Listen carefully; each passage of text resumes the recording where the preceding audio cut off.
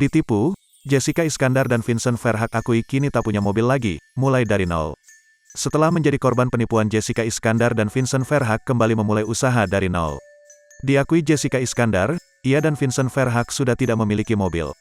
Bahkan, pasangan suami istri tersebut rela memesan taksi online untuk melakukan aktivitas hariannya.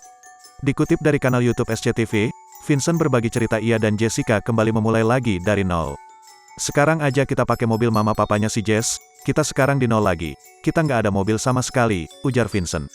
"Sampai mama papanya butuh mobil, kita yang ngalah. Nggak mungkin kita suruh mereka pesan aplikasi online," sambung Vincent, Rabu, tanggal 27 Juli tahun 2022. Diketahui beberapa waktu lalu, setelah Jessica menjadi bintang tamu di salah satu acara, mereka pulang menggunakan taksi online. Dalam taksi online tersebut ada Jedar, Vincent, dan Eric Iskandar. Mereka saling duduk berdempetan. Jedar, sapaan akrab Jessica Iskandar, ternyata baru pertama kali menaiki taksi online.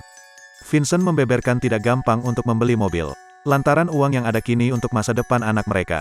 "Mau beli mobil gak gampang bos, realistis aja kita gak gampang beli mobil," ungkap Vincent.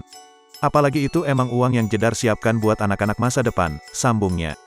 Setelah menjadi korban penipuan, tidak mudah bagi Jedar dan Vincent untuk menjalin hubungan kerjasama dengan orang lain. Apalagi Jedar dan Vincent mengaku ditipu oleh kerabat dekatnya. "Aku selalu bilang ke Jess, gak perlu khawatir karena ini negara hukum. Keadilannya pasti akan muncul apalagi kita nggak buat salah," jelas Vincent. Bisnis berikutnya, kontrak, pengacara, notaris nggak mau tahu pokoknya tanda tangan.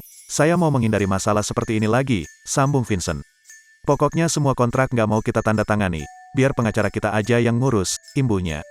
Jedar pun juga menjelaskan apa yang ia rasakan setelah menjadi korban penipuan.